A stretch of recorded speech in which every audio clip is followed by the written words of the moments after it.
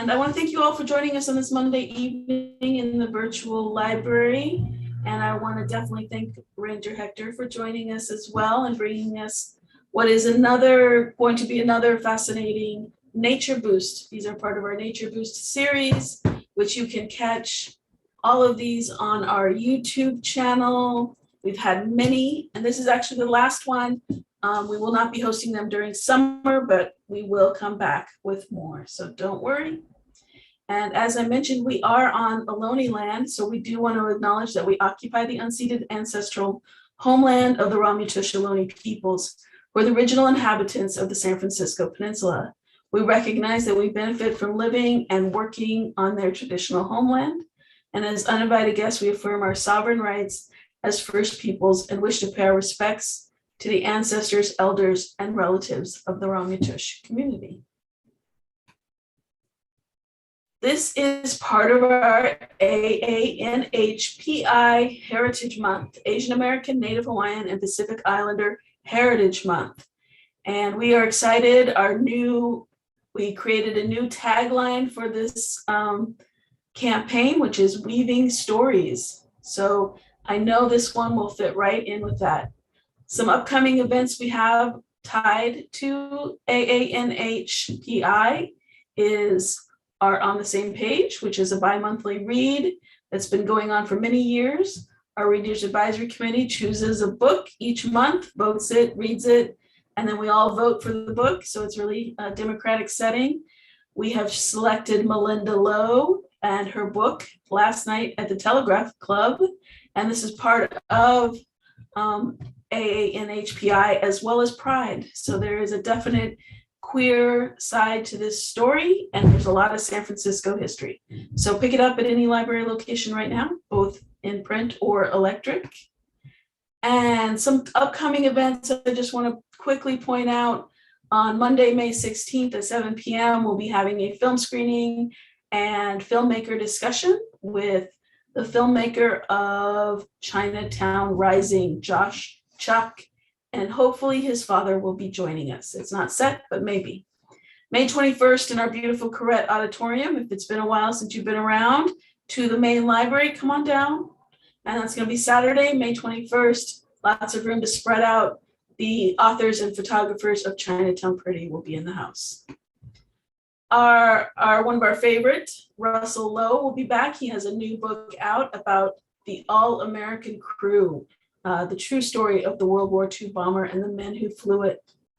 And then throughout the library system, we have a lot of events coming up, so you should just check that out, and I will put the link to the campaign into the chat box so you can find out. Actually, Lisa will do that for me because I screwed it up.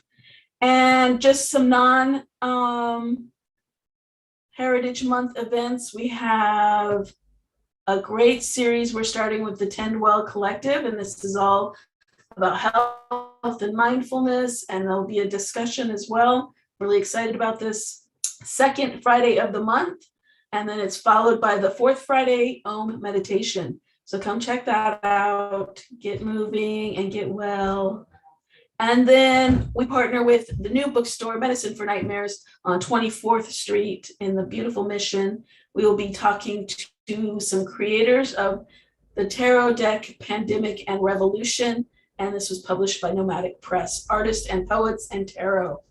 So, all right, now, without further ado, I am going to turn it over to Ranger Hector, who is the Education Program Manager at Fort Point National Historic Site. And he's going to be telling us about San Francisco's Chinatown and the 19th and 20th century Presidio and the segregated camps that existed and what happened post the earthquake. All right, Hector, thank you so much for being here, and I'm turning it over to you. Hi, everyone. I'm so happy to be joining you for this event honoring Asian American, Native Hawaiian, and Pacific Islander Heritage Month. And something that's really powerful to me about this story, about uprooting Chinatown and talking about the enclave of Chinese residents in San Francisco, is because I also come from an ethnic enclave. I'm Cuban American. And something that's always been really powerful to me is that the collective power of activism in these spaces of political and economic power, which is gained even through the legalized oppression that was happening in cities like San Francisco against immigrants like Chinese people, is still something that is inspiring to me today, just seeing how is it that communities can come together to provide activism, not only for their own communities, but also taking that beyond to others. And so I do have the privilege of working over at Fort Point National Historic Site, which is just over my shoulder here. And every day I get to invite students out to check out the fort and to check out the history of San Francisco using the lens of Fort Point. And we can use the lens of the Presidio to better understand the history of Chinese Americans in the city as well. And so today we're going to be launching into a program called Uprooting Chinatown. But as I share my screen today, I want us to not only think of that uprooting, but I also want us to think of the seeds of resistance that came along with that. And so I'm going to go ahead and share my screen here. All right. And so again, this program that we'll be discussing today is the uprooting of Chinatown, also thinking about those seeds of resistance, the way in which that community thrived and was able to make things happen, despite the fact that there was oppression going on, not only by the city government of San Francisco, but also by the federal government itself. So today, some of the things that we're going to be covering is I want to set intention a little bit for this program, and I want us to better understand a little bit of where is it exactly that we got this information from, who is it in the community that was inspiring us to add this work on to the general history of the Presidio as well. And I also want us to think a little bit outside the box of what is it that the Presidio can provide other than a natural escape. It can also be a place to talk about the challenging history of many different ethnic communities that live in the city. We can use what happened in the Presidio as that lens. We'll be talking about the growth of resilient communities. So I really want to make sure that we have sort of a timeline of the development of the Chinese community in the city. And I really want to stress that this is a small program. We don't necessarily have enough time to kind of get really in depth, but I want to kind of lay out the legal landscape of what was happening in Chinatown. There's going to be some gaps here and there, but I want us to understand what is it that was driving the economy there? What is it that was driving folks to move to the US? And also, how is it that those opportunities for growth and those opportunities for creating a labor-based economy in the city were also pushing forward ways in which Chinese residents in the city could actually gain political power and be able to resist in a legal framework. We're also going to look at the place of the Presidio in the story of Chinese Americans in the city and look at some newspaper articles that actually paint a picture of what the Presidio camp looked like. And so really this centers around the fact that the Presidio was a camp. The Presidio, part of it was used as a camp for Chinese refugees during the 1906 earthquake after Chinatown was devastated by the fires of the earthquake. And so looking at how is it that the segregated camp, kind of where was it placed? And also what did it mean for the city to constantly be seeking the displacement of Chinese people within a city that they've been living in since the 1840s. And then I want to finish off just very briefly touching on some of the obstacles that the Chinese community surmounts today, and really how Chinatown is still a hub of activism and protest in the city. So we'll conclude with that. So to get us started, I want us to set a little bit of the intention. And I want us to thank our partners over at Cameron House who actually allowed us or helped us to develop some of the information that we have in this program. And so Esther and Lois Kwan from Cameron House. Cameron House is a nonprofit or is an organization that works in Chinatown. And they were actually started doing work with a woman named Donaldina Cameron, who worked in Chinatown at the time when there was a very extensive network of forced sex workers who were being kind of transported into the city. And so she started her work as an advocate against this sort of trafficking. And eventually this has turned into an organization that is run by Chinatown residents. And they provided their building as a venue for a workshop that occurred a couple of years ago before the pandemic to house educators and teachers that we as the Golden Gate National Recreation Area invited to Chinatown so that we could better understand the history of the uprooting of residents from the neighborhood. And so this is actually us out on a tour provided by Esther and Lois Kwan through Chinatown. This is some educators here from the local Bay Area, from various middle schools and elementary and high schools. And so we had the opportunity to sort of get a look not only at the legal landscape of Chinatown and how is it that oppressive laws were trying to make life difficult for the immigrants and residents living there, but also taking a look at the historic streets of Chinatown and sort of diving in a little bit deeper. So that was a really great opportunity for us. And it allowed us to talk together as educators and teachers to better understand what is it that was happening? How is it that this community developed? How is it that they created an infrastructure of legal resistance to be able to advocate for themselves and to continue to expand the community in different ways? And so I want to jump into a little bit of a timeline to better understand the growth of this resilient community throughout time. And so I'm starting with the 1840s here, but I always want to remind folks that there's been ties between China and North America for a very long time, ever since North America began to be colonized.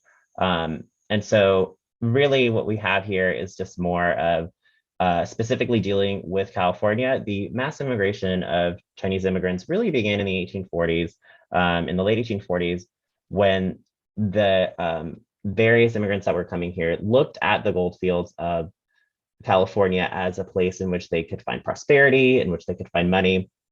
And in fact, a lot of those earnings were going to be sent back to their families in China. And so this is when a lot of miners, a lot of Chinese migrants came as miners, and they often referred to California as the Gold Mountain. And so that was a sort of local term in the sense that this place is really representing a new change of life for people. It really was a place where you might be able to strike it rich. Obviously, that was not the experience of many people coming to California. Not all of them found their fortune, but it's possible that many of them found a new home to live. And by the 1850s, there was already a neighborhood of Chinese people living in San Francisco. Another big draw, and something that actually sort of caused the hiring on of more and more Chinese workers, was the construction of various railroads. Ever since even 1858, California had been using Chinese migrants in railroad companies. And many of these laborers, they were men, they came from Guangdong province.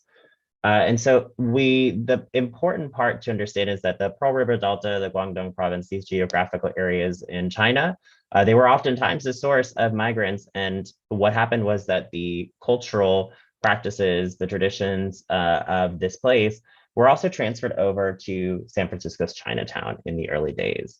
And so when we think of those social connections, those cultural connections, they really created a fabric in the city. And so despite whether you came as a gold miner and you moved into San Francisco, or whether you came as someone who was working on railroads, you were going to be feeling more at home in a place like San Francisco's Chinatown, mostly because there was a lot of people coming from a similar point of origin as you. So this sort of system of chain immigration made it possible for there to be a variety of social and cultural organizations that were able to create a sort of framework later on for being able to resist various laws that were oppressing the residents of Chinatown. And so we know that nearly 20,000 Chinese workers labored through harsh winters and really terrible conditions, particularly in the Sierras, to create the economic artery that was the Transcontinental Railroad. And when we think of the massive losses of human life, many of them were of these Chinese laborers. And we already begin to see in the 1850s and 60s this sort of reduction of the value of the lives of Chinese immigrants into the country. And we're going to touch more on that sort of process of dehumanization that was happening, and how is it that Chinese community members resisted against that. I also want to shout out a lot of these photos. You can see the courtesies down there. There's a lot of interesting historical resources for checking out historic photos of Chinese immigrants and workers as well in the past. And so to touch a little bit on what types of labor was it that was going on in the city of San Francisco that was really a good opportunity for Chinese residents. One of the big ones was actually by the 1850s, by 1851, the first Chinese laundry was built in San Francisco.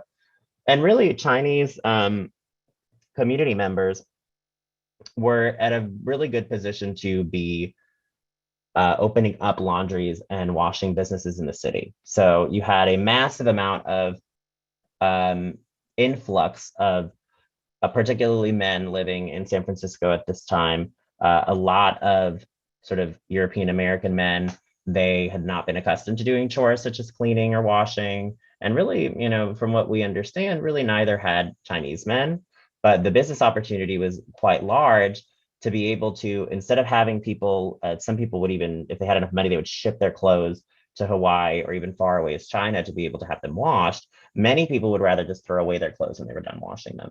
So already there was a prime opportunity for the Chinese community to be able to create laundries. And the vast majority of laundries in the city were owned by Chinese community members. And so they operated hundreds of laundries within the city. And this also gave them the ability to be able to create political and economic footholds that we'll talk about later, which would be very important. It's also important to understand that the United States did have a relationship with the Chinese government at this time.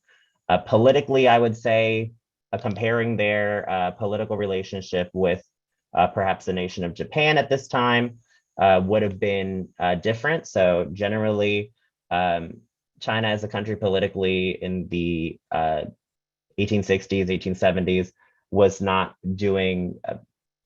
very influential on the world stage when we think of their diplomatic ties with the country. So a lot of times there would be this sort of notion that the Chinese government would be a really great representative for the opinions of Chinese Americans, but whether or not those recommendations were heard is hard to tell. And so a lot of times what happened was that the Chinese community living in the States advocated for itself. So we're going to take a little bit of a deeper look at that legal landscape. Just as, and I'd like to just point out to people some of the cartoons, some of the caricatures, the stereotypical racist cartoons that I'll be showing here, they may be offensive to folks. And so I kind of want to provide a brief trigger warning before we get into some of the other ones. But I wanted to use these to sort of point out the racist notions that people had of Chinese people at this time, and really what they thought that they were bringing to the United States, despite the fact that they were already participating quite actively in the economy, despite many of them not being able to receive naturalization or become naturalized as American citizens. And so when we look at this cartoon, what we're really seeing is this notion that because of the fact that Chinese laborers and Chinese immigrants oftentimes would work incredibly hard for cheaper amounts of, for smaller amounts of money, there was this notion that was propagated within the white working class, particularly in cities like San Francisco with large populations of Chinese people, that there was this notion that laborers, the working class, they were to be threatened by these new immigrants coming in. And so this really fueled racism that sort of transcended from the higher spheres of society, even into the working class. So you may have someone who, you know, lived very close to Chinatown and they were a working class white person and they may make a similar amount of money or be in a similar economic bracket as a Chinese immigrant, but they may look at them as a threat to their prosperity in this country. And so that's something important for us to point out. And so at this point, the Chinatown was very much a sanctuary and a haven for Chinese people because of the fact that being in other parts of the city as a Chinese person could be quite difficult in this part of the 1800s. And so what we see is that even from the beginning, from the 1850s, there was already legal frameworks being put in place, not only by the city of San Francisco, but also by the state of California, and eventually even the federal government, to either restrict Chinese immigration or make working independently as a Chinese person. We noticed that there's not as many restrictions for companies that were using Chinese migrant labor, but it was also oftentimes for opportunities where Chinese immigrants could actually become entrepreneurs or be able to earn their own money. What happened was that they had laws such as the foreign miners tax, which was implemented in 1850, that specifically affected immigrants, of course, that were coming to mine for gold, but it also especially affected Chinese immigrants because the paths to naturalization for them were extremely restricted. And so there was really, even into the 1940s, there was not many feasible ways for someone to become a naturalized citizen. The only way really was birthright citizenship. And so what we see here is a foreign miners tax receipt. And so this would have been $4 that would be paid every month, which $4 at this time is actually quite a large amount of money. You could probably double, you could probably be like about $80 a month. If you think about it, usually $1 at this time is roughly $20 if we add the value of inflation and things like that.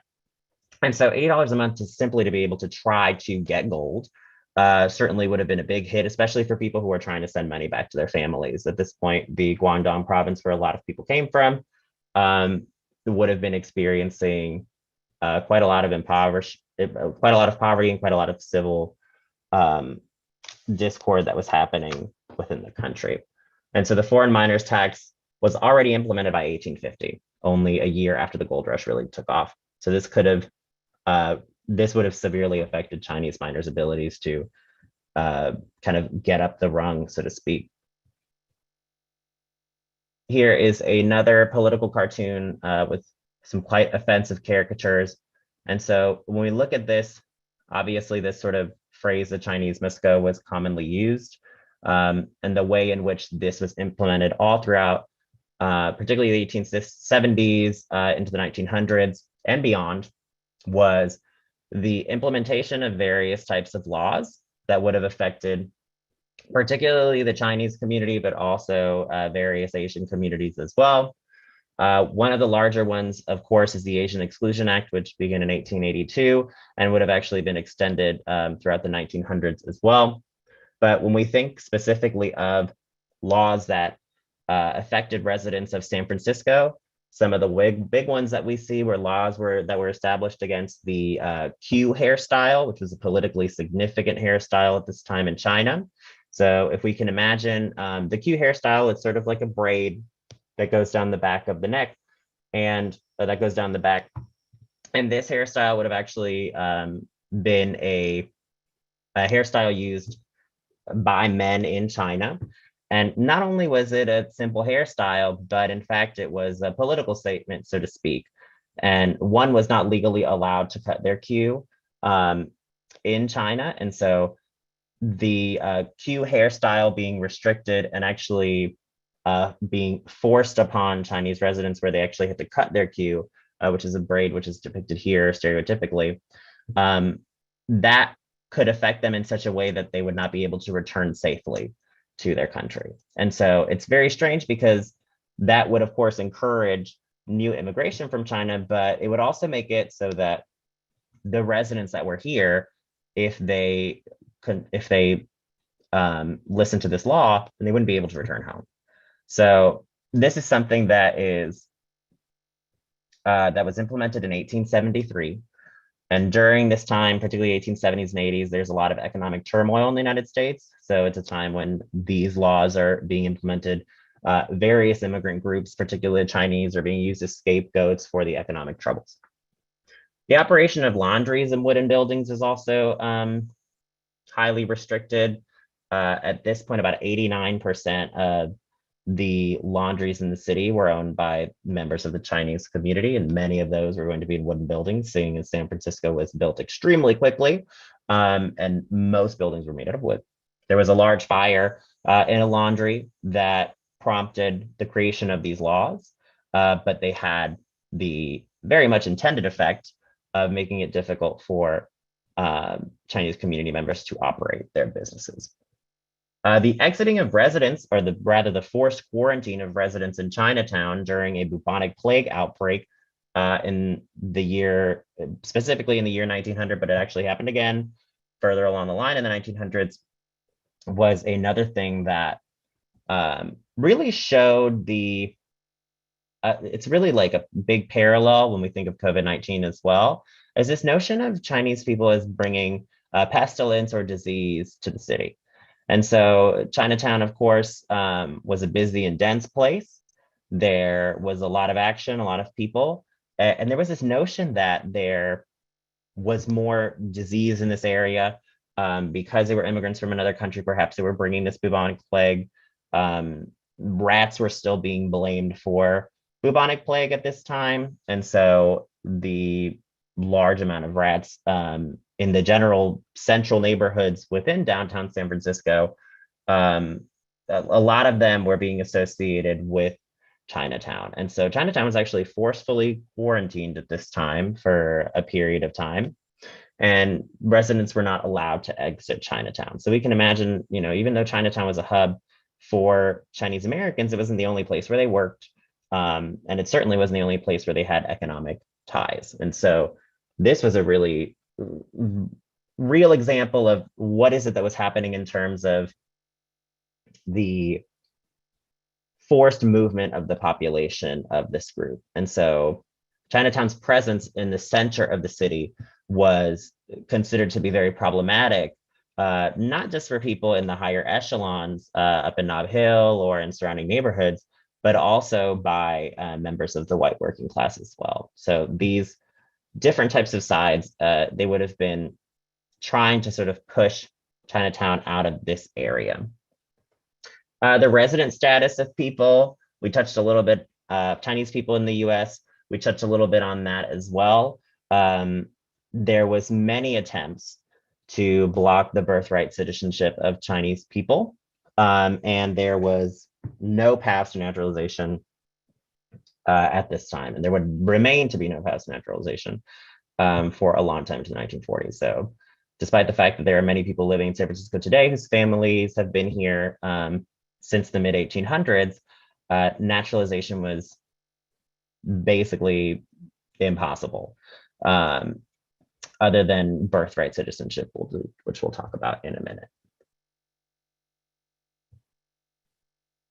And so when we look at how is it that these seeds of resistance began to form, one of the best places we can go to is really looking at the different types of professional and cultural organizations that were happening in the city.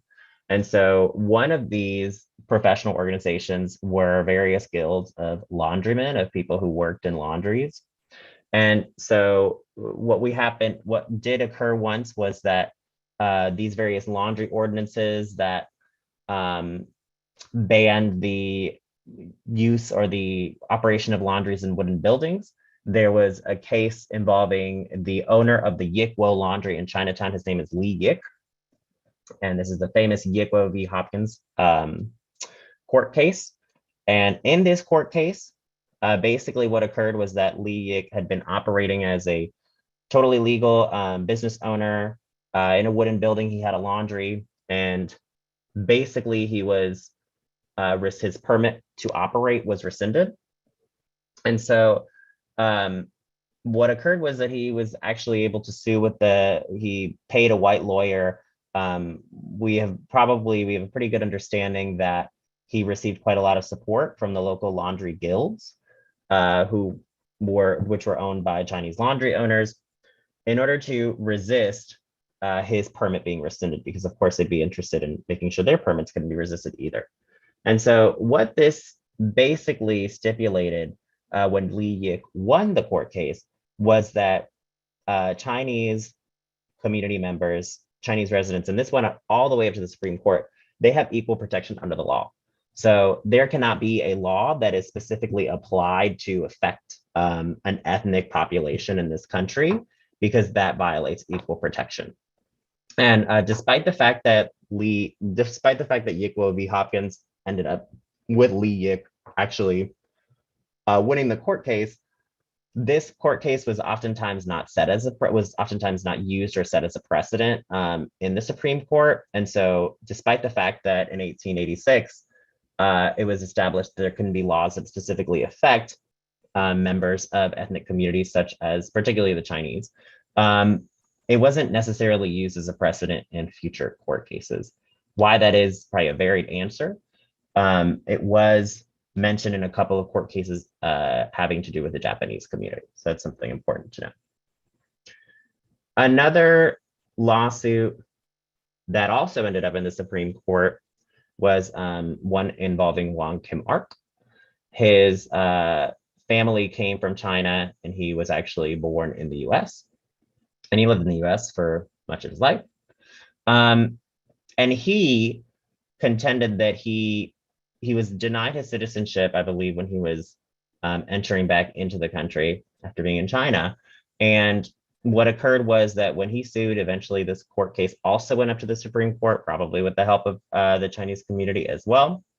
And this defended in 1898 the right for Chinese people, or rather the descendants of the children of people born in China who were born in the United States, to be able to have birthright citizenship. So this, of course, opened up the pathway for the Chinese population's children to be able to have American citizenship in the US if they were born here. And so there's laws like these that we sort of take for granted now, but that many people were fighting for at this time. And so when we look at Wong Kim Ark's story, it also tells us a lot about the Chinese communities, or the San Francisco's Chinatown community, sort of what their priorities were at the time as well, which was being able to keep their status and being able to resist against the sort of legal network of a lot of different oppressive laws that were functioning at this time. Now, taking a look at, we already discussed a little bit about how is it that the community was consistently attempting to be uprooted by a variety of legal mechanisms, but the way in which the Presidio plays a role is actually during the 1906, or after the 1906 earthquake and fire. This is a picture of Chinatown after the fire and earthquake. And really, this was not the first time, of course, that the Chinatown community, there was an attempt to uproot them from the area where they were living. During the bubonic plague outbreaks, there was also suggestions to move Chinatown to other areas. We'll look at a newspaper article that touches on that in just the next slide. But one of the excuses, particularly for the uprooting of Chinatown, was the 1906 earthquake. After the fire, of course, portions of Chinatown were devastated, and many of the members of the Chinatown community had to move to Oakland, and that's where they established a large Chinese community in that city. And what happened was that about 60 or so residents moved to the Presidio, or they were moved by the city and actually by the military into the Presidio. And there was also widespread looting that occurred as folks were in the refugee camps in the Presidio. So that's something important to remember as well, was that this wasn't simply people being moved for benevolent reasons in order to get them away from a neighborhood that had been really devastated, but it was also people taking advantage of that situation. And the National Guard and residents from the surrounding neighborhoods alike took the opportunity to loot Chinatown after the 1906 earthquake and fire. And so it also became very difficult for Chinese residents of this neighborhood to be able to claim their rights to their property. If they had any citizenship papers or papers that sort of worked to prove that they were born in this country, then it made it very difficult for them to acquire them, or it made it very difficult for them to prove their rights if they had been burned or destroyed in the fire and earthquake. So these are some important things to know. The small group of Chinese refugees that actually lived in the Presidio, we can learn about them here. And so I'll go ahead and read out this newspaper article for us. So the San Francisco Chronicle reports in 1906, Chinatown was moved to still another location yesterday following the action of Roof's committee and the military authorities removing the Chinese from the foot of Van Ness Avenue to the Presidio golf links. So they were also moved around within the Presidio as well. Charles S. Wheeler, heading a delegation of residents and property owners, called upon the military authorities at the Presidio yesterday morning and objected to the establishment of the Oriental Quarter so close to their homes, where the summer zephyrs would blow the odors of Chinatown into their front doors. As a result of their protest, a new location was hurriedly secured on the military parade grounds above Fort Point, where all that remains of San Francisco's Chinatown was installed before the noon hour. And so basically what was happening here was that in one of the parts of the Presidio, they had established sort of a temporary refugee camp.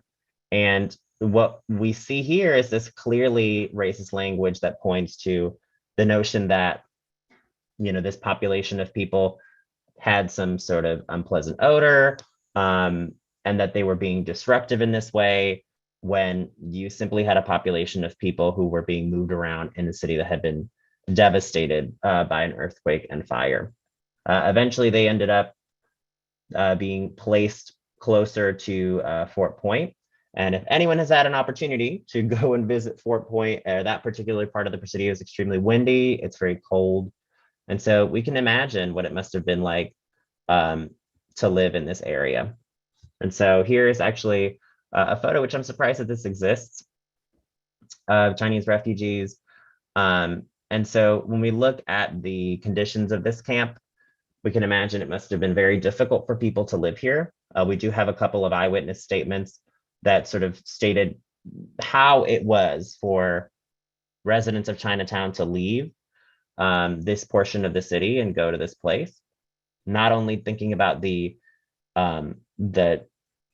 obstacles such as the weather, the climate in this area, but also thinking about the fact that people were leaving behind a neighborhood that had really been a sanctuary for the Chinese community already at this point for nearly 60 years. Of course, Chinatown would still continue to live and have a population, but I really do believe that this must have been a huge psychological hit to the residents who had to live in these refugee camps, particularly when their goods were being looted and their property was being seized. This other news article by the San Francisco Examiner in 1906 also highlights the very clear intentions of city officials to move around the Chinese population in the city to places that were less central. And so it says here, Wednesday, Chung Si, the Chinese consul, and Oh Wianqing, vice consul, accompanied A. Roof on a tour of inspection of the outlying districts of the city. The General Relief Committee had suggested Hunters Point for the permanent location of the Celestials. When the ground was surveyed, which is Celestials is an extremely old word for meaning Chinese people or people of Asian descent. When the ground was surveyed, however, the consul and his aides intimated that they would not be satisfied with that district. A large stretch of territory in the Presidio was also shown, but the Chinese again displayed dissatisfaction. Probably the reason why the consul and vice consul, who were many times, who were at times consulted by the city government to sort of get an idea of what San Francisco's Chinese residents would like to do. Probably a big reason why they did not like the outlying districts of the city, particularly Hunters Point, was because these had been slaughterhouse districts. So we're talking about a community that makes its money off of washing clothes and maintaining laundries, having to live in a part of the city that had essentially become very full of stagnant water. It was very dirty at this point. And so a relocation to that part of the city could have been really devastating for the economy of the Chinese community. Suffice it to say that it also was extremely problematic to move a group of immigrants specifically just to one quarter of the city. And so we see how there was resistance by the consul to do this. I think something that I want to touch on is that, unfortunately, we don't have much time in this segment to talk about the development of Chinatown past the 1900s. I want to remind us that the Chinatown community shifted and changed throughout the 1900s as well, particularly in the 1920s. What you saw was that there was a little bit more of the increase of a notoriety as a tourist destination. So a lot of times when we look at pictures of Chinatown in the 1800s, we don't see as many of those classic facades that we associate with Chinatown today. Many of those were actually added on a bit later as a way of being able to get folks to visit the Chinatown quarter as sort of tourist destination. But despite that, one still goes to Chinatown and is able to see the very real cultural traditions that are rooted there today. There's been an active temple in Chinatown since the 1850s.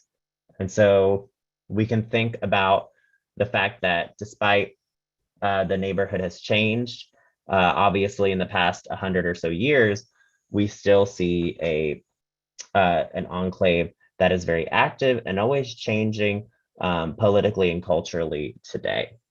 And so, Chinese San Franciscans, their legacy of activism and resisting against oppressive laws, it really does still push even into today.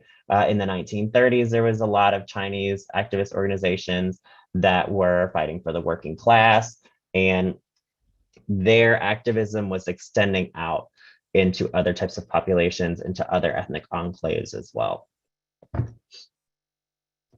Here are a couple of photos that I wanted to showcase as well. It can't be forgotten that during COVID-19, there was just a huge uptick of anti-Asian violence going on. And, just sort of the association of Chinese people with COVID-19 was something that was being protested against by Chinese residents all over the country. And here is just a couple of protests of photos of activism happening in Chinatown as well.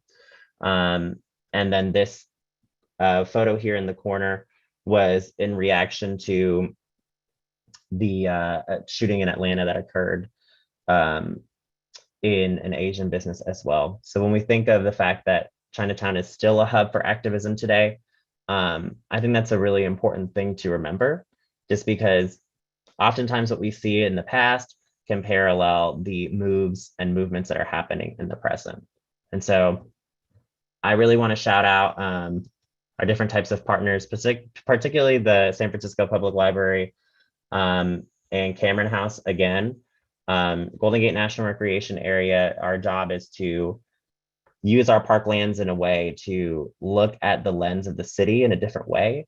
And so when I think of uprooting Chinatown, I also think of the fact that this vibrant community planted seeds of resistance against legal oppression. And that has really changed the way that I look at Chinatown when I walk down the street there. And so I want to thank you all for your time, and I'd love to take some questions in the chat as well. Thank you, Hector. There was a question way up from Doug. Mm-hmm. My grandmother told me stories of her family's trek from Chinatown out to Golden Gate Park. Was any written record made by the military or other department of the Chinese residents who were relocated to the Presidio? I cannot tell you, but I could say that this might be a question for our archive staff. And so I was remembering to plug our archives. The Golden Gate National Recreation Area runs an archives out of the Presidio. I think we have it in a document in the doc that's being kind of referenced in the comment sections of the YouTube. But the archives there, it has collected an incredible amount of information about the military. So I do think that there may be a little bit more information about the amounts of people and sort of where they were put by the military, and it may be there at the archives. And yeah, that might be a good place to start. So that's actually something I'm going to look into as well. Thanks, Hector. And then there's one in the Q&A. Flesh out more about post-1906 Presidio camp life. to the Chinese refugees when racism was so prevalent? This is one of those things that we're struggling with because of the fact that the social history in that camp is not well documented. So it's difficult to know, we don't have many records as far as I know of like journals kept by people who were actually living in the camps.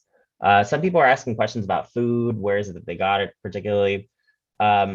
Whether or not that was something that they were expected to provide for themselves or whether the military may have been able to assist them in that, we're not particularly sure. So those are some questions that I'd have to say, and I don't know to for now.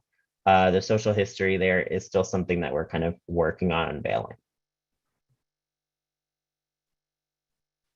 But I'm going to look into it as well and check out these archives so that we can have an opportunity to maybe look forward to some stuff. And I know that the library sends out emails and updates as well. So that might be in one of those emails.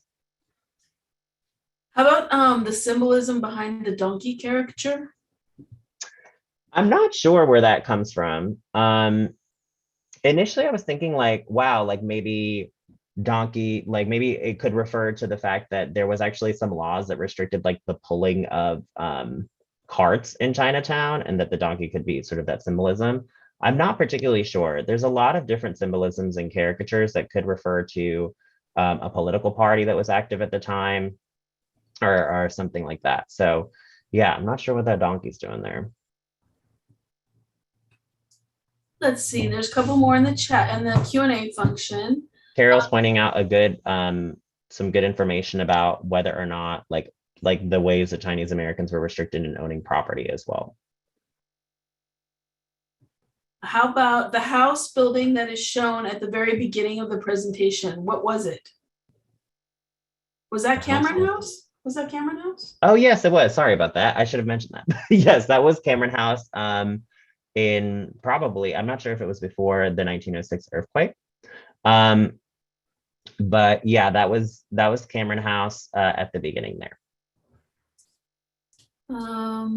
Were they able to return to Chinatown after the camps from the Presidio? My understanding is that yes. I think it took a while for it to be constructed. How many folks actually returned, I'm not sure, because there was a lot of the residents moved to Oakland, and I don't know if there was much of a return from there when the Chinatown was established there. That's similar to what Steve's question is what was the population of Chinatown in 1906 prior to the earthquake? Yeah, I'd like have to look at it. My understanding is that, I mean, there would have been thousands of Chinese people living in the city. Whether or not they all lived in Chinatown, I'm not particularly sure. But yeah, it's like, I'm not sure how many folks returned. I know that there was quite an ebb in the population for a while as there started to be sort of a redevelopment happening in the 1920s. How long did it take for Chinatown to rebuild after the 1906 earthquake? I think it depends. Yeah, there's someone mentioning how Cameron House had this sort of facade of like melted bricks. And so that really stipulates the damage that occurred there was severe, but there were still some buildings that hung around. And there's a lot of those new facades that we see, they came about in the late 1910s and early 1920s. And so I believe that's when we start to see an uptick in sort of the sense of like rebirth in the community, so to speak. Let's see, the messages are flowing in. So many knowledgeable people as well. I love that. Thank you. I know. I'm like, y'all probably have better answers than I do. Exactly. Maybe not, but definitely. Oh well, yeah, for something. Knowledge. I love it. I like people's theories about what the donkey could be. Yeah. I'm not sure if that person's name is cut off, but it's Manuel maybe, or Manu, saying how was Clement Street become the second Chinatown? I have that question as well. If anyone in the chat has that answer, I'm not sure. I don't know what the Richmond looked like in this time period, but yeah, I'm not sure exactly when that community started to form. But we definitely know there's so much displacement and movement as new folks come to the city that, you know, more new neighborhoods pop up, people relocate to different neighborhoods.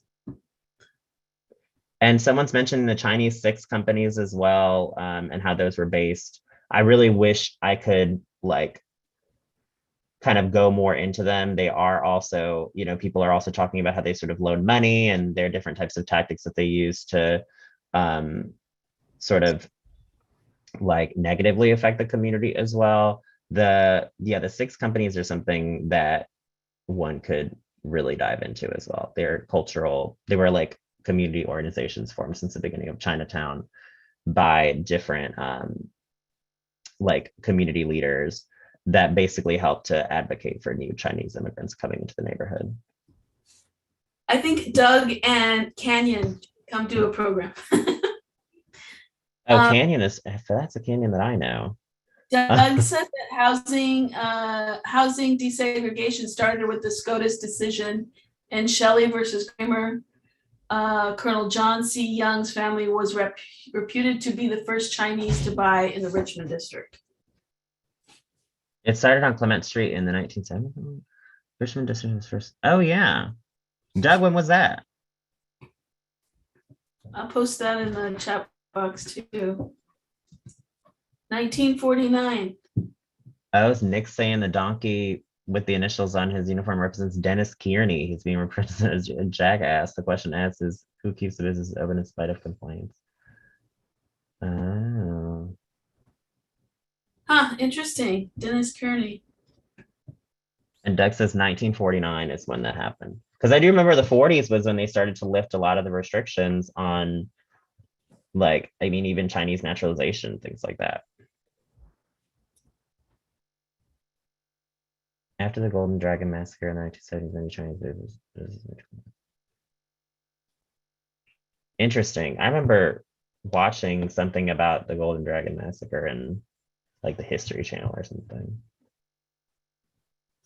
Thank you everyone for sharing all your great details. I'm like, thank goodness that these. Love this, yes. Yeah, I love when there's like conversation. I'm like, I don't. The chat is the river of consciousness that we get in Zoom land. So thank you for sharing it. Thanks for that, Doug. You are a wealth of knowledge. I'm going to put all this stuff in our main doc. Oh, and of course I'm putting it in the doc. Excellent. SFPL had exhibit. This is like so much. I need to like take a photo of this chat. Oh, well, everyone save the chat if they just click on the 3 little dots in the chat area, and one will pop up that says save chat. You can also use this link right here that has all the links that we are throwing around right now. And Hector, I can like send you the chat transcript. Oh, perfect. That's good. All right, friends, I think we shall call it unless there are some other deep questions out there. Thank you all for sharing all of your knowledge. Thank y'all. I really appreciate the time, and I always get to learn from folks too. So let me come back on with you so you're not alone. I know, I'm like, what is this? I'm gonna spotlight both of us so we're together. Oops. All right, there we are. Hi.